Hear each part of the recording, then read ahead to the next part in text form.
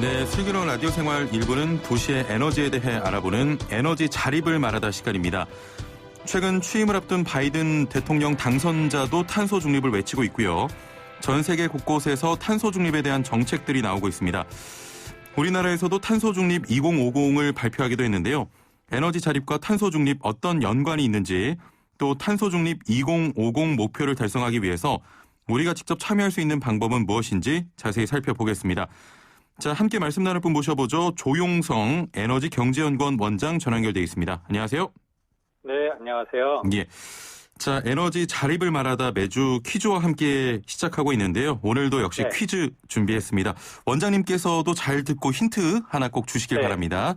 예. 자, 온실가스 감축을 위해 다음 항목들을 줄일 경우 탄소 포인트를 받을 수 있는데요. 다음 네. 중 사용량, 배출량을 줄여도 탄소 포인트를 받을 수 없는 항목은 무엇일까요? 1번 전기, 2번 수도, 3번 음식 쓰레기, 4번 가스. 네, 원장님 힌트 하나 주시죠. 4개 중에서 3개는 단어가 동일한데 다른 하나가 좀 다른 것 같네요. 네, 원장님 그 거의 정도입니다. 정답을 주신 거 아닙니까? 알겠습니다. 자, 정답 아시는 분들은 샵 0945번, 단문 50원, 장문 100원의 유료 문자 샵 0945번으로 보내주시면 되고요. YTN 라디오 유튜브 그리고 애플리케이션 댓글창도 활짝 열려 있습니다. 거의 힌트로 정답을 드렸는데 자, 그럼 본격적인 내용 살펴보겠습니다. 먼저 에너지경제연구원 어떤 활동을 하는 곳입니까? 예, 1986년 9월에 설립이 됐습니다. 그래서 예. 올해 35주년이 됐고요. 현재는 울산에 있고요. 예. 에너지 정책 연구를 하는 정부 출연 연구기관입니다. 예. 보통 화석에너지라고 하는 석유, 가스와 같은 화석에너지하고 태양광이라든가 풍력과 같은 신재생 에너지를 대상으로 해서 여러 가지 정책과 제도에 대해서 연구를 하고 있고요. 예. 특히 온실가스라든가 전기요금제도 이런 것들을 주로 보고 있고 국내외 에너지 시장에 대한 동향 분석을 하고 국가 에너지 통계를 작성해서 많은 분들한테 제공도 하고 있습니다. 예. 특히 전 세계 자원 에너지 분야의 싱크탱크를 여러 개가 있는데요. 그중에서 저희가 전 세계 4번째 싱크탱크고 3년 연속을 하고 있습니다. 예. 정부가 탄소 중립 2050 선언을 했습니다. 자, 문재인 대통령도 새해 첫 경제 활동으로 탄소 중립을 언급하기도 했었는데, 네. 탄소 중립이란 이 개념부터 좀 낯선 분들이 많으세요. 먼저 탄소 네. 중립이 뭡니까? 탄소 중립하고 탄소 배출량을 제로화한다라는 거는 좀 다른 개념입니다. 예. 탄소 배출량을 제로로 한다는 얘기는 그야말로 이산화탄소나 온실가스 배출량을 하나도 안 하겠다는 것이고요. 예. 탄소 중립이라고 하는 것은 어떻게 보면은 일단 우리가 배출하고 있는 이산화탄소 배출량을 최소화하고 그리고 어쩔 수 없이 배출되는 양만큼 예. 상쇄를 시켜보자라는 건데요. 일단 여기서 상쇄라고 하는 부분이 뭐냐면은 현재 석유, 석탄, 가스와 같은 화석에너지 대신에 예. 태양광이라든가 풍력과 같은 재생에너지로 전환하는 게 일단 첫 번째가 될 것 같고요. 예. 그리고 어쩔 수 없이 발생되는 이산화탄소를 우리가 다른 자원으로 활용하는 방법이 있을 수가 있습니다. 예를 들면은 소화기에 사용되고 있는 게 이산화탄소고요. 예. 그다음에 화장품의 포장재라든가 건축물의 단열재 제조에도 이산화탄소를 쓰기도 하고 산업에서도 반도체의 공접이라든가 반도체 산업이라든가 용접할 때도 이산화탄소 쓰기도 해요. 예. 그러니까 그러한 자원으로 활용하기도 하고 또는 우리가 외진 곳에 저장할 수도 있습니다. 예를 들면은 땅속이라든가 특히 원유라든가 가스를 이제 발굴하고 난 다음에 채굴하고 난 다음에 빈 공간에다가 이산화탄소를 거기다 주입해서 예. 그곳에다가 이제 저장시키는 방법도 있고 시멘트에다가 섞어서 할 수도 있고 이런 방법이 있고요. 나머지 하나는 우리가 나무를 심어서 나무가 CO2를 흡수하니까 예. 나무를 심어서 하는 것도 있는 거죠. 그래서 탄소 중립이라고 하는 것은 어떻게 보면은 첫 번째 단계에서는 내가 배출하는 이산화탄소 배출량을 최소화하고 예. 어쩔 수 없이 배출되는 것은 그것을 모아서 다른 제품 만드는 데 활용하거나 저장하거나 나무 심기를 통해서 순 배출량을 제로화하자라는 것이고 이거를 2050년 달성해보자라고 하는 게 탄소중립 2050이라고 설명드릴 수 있습니다. 좀 말씀을 잘해주셔서 이제 좀 이해가 됩니다. 네. 지난해 그 태어난 2020년생이 30쯤이 됐을 때는 우리나라도 탄소 중립국으로 만들겠다는 계획인데 네. 우리나라가 사실 기후 악당이란 이런 비판도 받기도 하는데요. 네. 현재는 어느 정도라고 볼 수 있겠습니까? 네. 우리나라가 온실가스를 배출을 좀 많이 하고 있는 건 맞는데요. 예. 그래도 좀 나름대로 이제 여러 가지 노력을 하고 있는데 일단 통계 자료를 보면은 2018년에 7억 3천만 톤을 배출을 했고요. 2019년에는 7억 톤으로 약간 감소를 했습니다. 예. 그렇지만 작년에 2020년에 우리나라가 세운 온실가스 감축 목표는 5억 4천만 톤이거든요. 그러니까 2019년에 공식적으로 나온 배출량이 7억 톤인데 2020년에 우리가 온실가스를 배출하겠다고 약속한 거는 국제사회에 약속한 거는 5억 4천만 톤입니다. 그러니까 그 차이가 한 1억 6천만 톤이 차이가 있는데 목표를 미달성했거든요. 이런 상황에서 우리가 2030년에 세운 또 온실가스 배출 목표는 5억 3천만 톤입니다. 그러니까 기후 악당이라고 하는 의미는 우리가 온실가스를 줄이겠다라고 하는 약속을 계속하고는 있는데 약속을 지키지 못하고 있는다라고 하는 의미로 받아들일 수가 있는데 그렇다면 그 온실가스 배출을 좀 줄이지 못하는 이유가 뭘까요? 그렇죠. 그게 이제 우리가 갖고 있는 고민거리인데요. 첫 번째는 우리나라의 산업 구조입니다. 우리는 철강, 시멘트, 석유화학이라고 하는 에너지를 어쩔 수 없이 많이 사용할 수밖에 없는 업종이 많이 있는 거죠. 그래서 산업 구조가 변해야 되는 그런 이슈가 하나 있고요. 두 번째는 에너지 효율성을 좀 더 높여야 됩니다. 그러니까 낭비되는 에너지가 없도록 해야 되는데 한 사람이 1년 동안 사용하는 에너지 소비량을 그 TOE라고 하는 이제 단위가 있습니다. 왜냐하면 석탄은 고체고 가스는 기체니까 이거를 이제 석유로 환산하는데요. 우리나라 사람들이 1년에 사용하는 에너지 소비량은 5.5톤. 근데 옆에 있는 나라 일본은 3.4톤, 독일은 3.8톤이죠. 그러니까 우리보다 다 낮잖아요. 근데 우리도 OECD 국가인데 OECD 국가의 평균은 4.1톤입니다. 우리가 5.5톤인데 OECD 평균이 4.1톤이니까 우리가 20% 이상 더 많이 배출하는 거죠. 그러니까 에너지 소비를 많이 하니까 그만큼 한 사람이 배출하는 온실가스 배출량도 많은데 우리나라가 한 사람이 배출하는 온실가스 배출량은 약 14톤, 일본이 10톤, 독일이 11톤. 그러니까 한 사람당 사용하는 에너지 양도 많고 그거에 따라서 온실가스 배출량도 많은 이런 문제가 있는 거죠. 아니 이야기 듣다 보니까 온실가스를 좀 줄인다는 것이 정말 어려울 것 같기도 한데 2050년 탄소 중립이 가능할까 이런 의문도 좀 들거든요. 어떻게 전망하십니까? 지금 시각으로 보면은 불가능한 것처럼 보이는 거죠. 우리나라 산업 구조도 그렇고 에너지 효율성이라는 걸 보면은 어려울 것 같은데 또 다른 시각에서 보면은 해결할 수도 있다라는 생각이 듭니다. 이제 예를 들면은 우리가 많이 알고 있는 공상 과학 소설 해저 이말리라는 거를 아실 겁니다. 그 줄 베르느라는 사람이 1870년에 쓴 책이 해저 이말리고요. 거기에서 나오는 잠수함 이름이 노틸러스호입니다. 그 노틸러스라는 것이 공상과학에서 나오는 바닷속을 다니는 잠수함인데 이 책이 1870년에 나오고 40년이 지난 1910년대에 유보트라고 하는 잠수함이 상용화돼서 나왔었죠. 물론 전쟁이긴 하겠지만. 그리고 우리가 달나라에는 토끼가 산다라고 얘기를 했었지만 그 달나라 탐사도 하고 여행도 가능해지는 거죠. 그러니까 이러한 것은 우리가 그 시점에서 보면은 불가능해 보이지만 우리가 어떠한 의지를 갖고 미래에 대한 생각을 갖고 그리고 과학기술이 얼마만큼 진보하느냐에 따라서 달성이 가능하다라는 거거든요. 그래서 탄소 중립도 지금 시점에서 보면 어려울 것 같지만 이거는 어떻게 보면은 미래 세대가 생존하고 또 번영할 수 있도록 하기 위해서는 당연히 우리가 해야 되는 거고 이것은 또 가능성도 있다고 볼 수가 있습니다. 그렇군요. 자, 그렇지만 확실한 건 이미 탄소 배출을 규제해온 유럽 등의 국가에 비해서는 좀 속도를 내야 되지 않겠습니까? 맞습니다. 예. 비교를 해보면은 신재생 에너지로 전기를 만드는 양을 좀 비교해보면은 예. 유럽연합에 비해서 우리가 매우 부족하고 현재 우리가 한 6%거든요. 그러니까 우리가 필요로 하는 100개의 전기 중에서 신재생을 통해서 전기를 생산하는 비율은 6%밖에 안 되는 거죠. 예. 그러니까 이거를 빠르게 더 높여야 되는 거고요.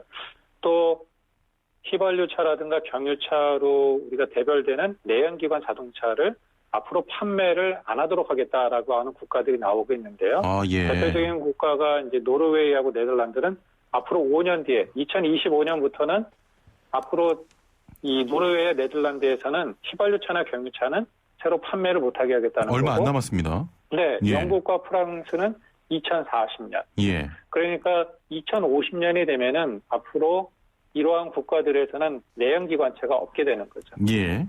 그리고 우리 입장에서도 정부가 세운 몇 가지 목표들이 있습니다. 그래서 예. 이 목표를 달성하는 게 굉장히 중요한데요. 재생에너지 3020이라고 하는 이제 목표가 있는데 이건 뭐냐면 2030년까지 아까 말씀드린 태양광이라든가 풍력을 통해서 전기를 생산하는 비중을 20%가 되도록 하겠다. 예. 현재 6%에서 앞으로 10년 뒤에 20%가 된다고 하니까 이것도 빨리 올려야 되는 거고요. 현재 그와 6%죠. 함께 아까 말씀드렸던 우리나라가 배출하는 온실가스 예. 배출량을 현재 7억 톤 수준인데 이거를 5억 3천만 톤으로 줄이겠다라고 하는 목표를 세운 게 있습니다. 그러니까 예. 이러한 것들이 달성될 수 있도록 우리가 열심히 하는 게 필요하죠. 예.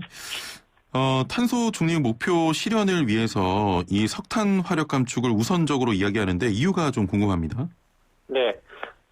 지금까지는 이산화탄소에 대한 또는 온실가스 배출에 대해서만 얘기를 해왔는데요. 예. 우리가 또 고민하는 것 중에 하나는 또 미세먼지잖아요. 그렇습니다. 그러니까 석탄이라고 하는 것이 저렴한 장점은 있지만 그 저렴한 에너지를 우리가 사용함으로 인해서 부수적으로 생기는 문제점은 온실가스 배출이 많다라는 거. 거기에다가 미세먼지 문제가 더 크다라는 거죠. 그러니까 다른 여러 가지 그 에너지 중에서도 석탄이라고 하는 부분에 대해서 우리가 관심을 갖고 이것부터 먼저 해결을 해야겠다라는 의미를 담고 있다고 볼 수가 있습니다. 예. 근데 그 국내 전력 생산 비중을 보면은 석탄 발전이 상당 부분을 차지하고 있지 않습니까? 네, 맞습니다. 네. 이걸 그 재생 에너지로 충당이 가능할지 좀 걱정도 드는데요. 어떻게 보십니까? 예. 현재 석탄을 이용해서 전기를 생산하는 비중이 40%입니다. 예. 그렇기 때문에 이 석탄 발전을 0으로 낮추고 그 비중을 재생에너지로 대체하는 것이 가능하겠는가라고 예. 하는 부분에 대해서 아까처럼 이게 불가능한 거 아닌가 이런 생각이 들 수는 있는데요. 첫 번째는 석탄 발전이 당장 내년이나 5년 뒤에 제로가 되는 게 아니고 예. 시간을 두고서 줄이는 거거든요. 그러니까 예를 들면 2050년에 석탄 발전을 제로로 한다 하더라도 앞으로 30년 뒤인 거죠. 예. 예, 그리고 이러한 석탄 발전이 40% 비중이지만 현재 시점에 40이고 이것이 30, 20, 10년 단위로 줄어든다 하면은 이렇게 줄어드는 거거든요. 예. 그럼 그거에 맞춰서 우리가 재생에너지가 얼마나 될지는 모르겠지만 재생에너지를 계속 확대를 하고 또 단기적으로는 우리가 원자력이라든가 이런 부분이 있기 때문에 그것을 또 그 빈 자리를 또 채울 수가 있습니다. 그래서 석탄 발전을 줄인다고 하는 것이 단기적으로는 어려울지 모르지만 중장기적으로 저는 가능하다고 봅니다. 예, 알겠습니다. 자, 여기서 퀴즈 한 번 더 네. 소개를 해드리겠습니다. 자, 온실가스 감축을 위해서 다음 항목들을 줄일 경우 탄소 포인트를 받을 수 있는데요.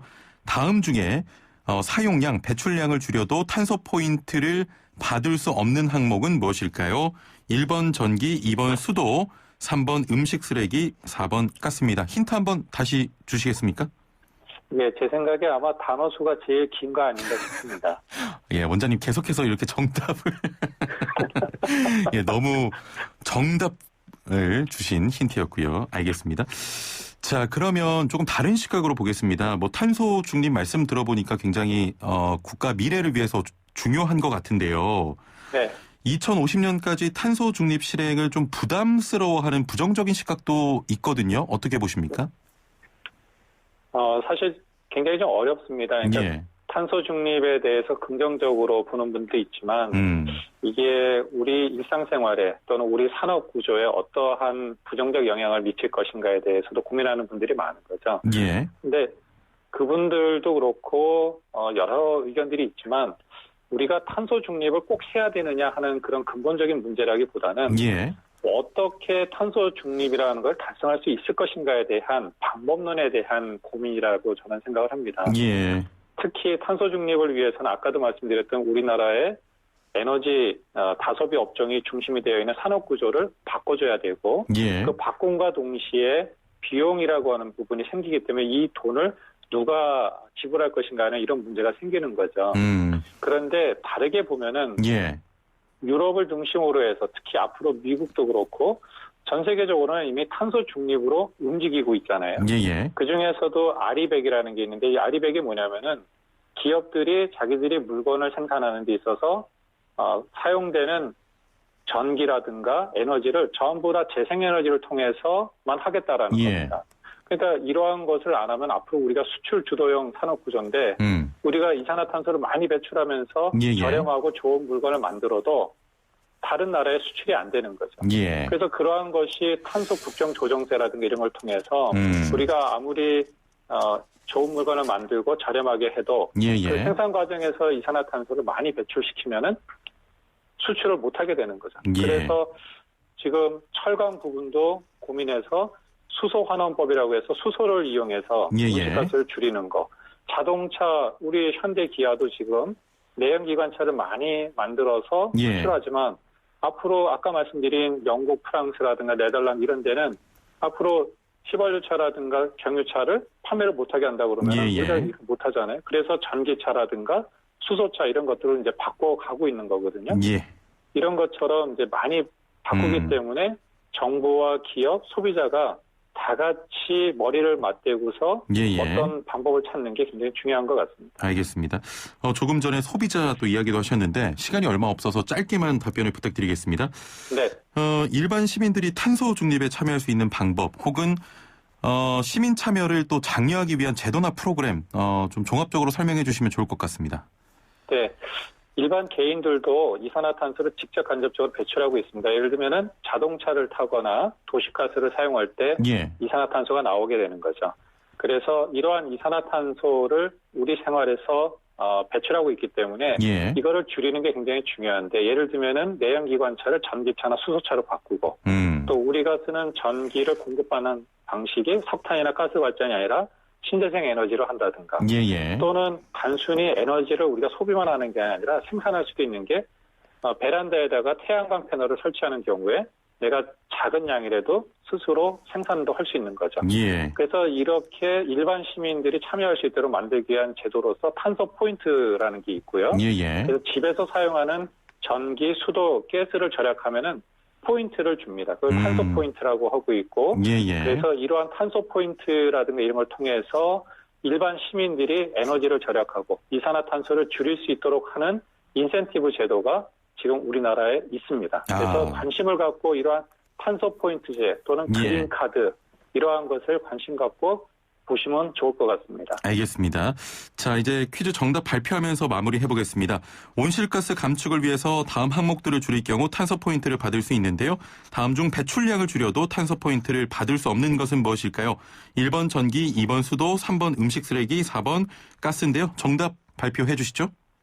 3번입니다. 음식 쓰레기 줄여야 되긴 하지만 탄소 포인트하고는 관련이 없습니다. 예, 알겠습니다. 오늘 말씀 여기까지 듣겠습니다. 감사합니다. 네, 감사합니다. 네, 지금까지 조영성 에너지경제연구원 원장과 함께했습니다.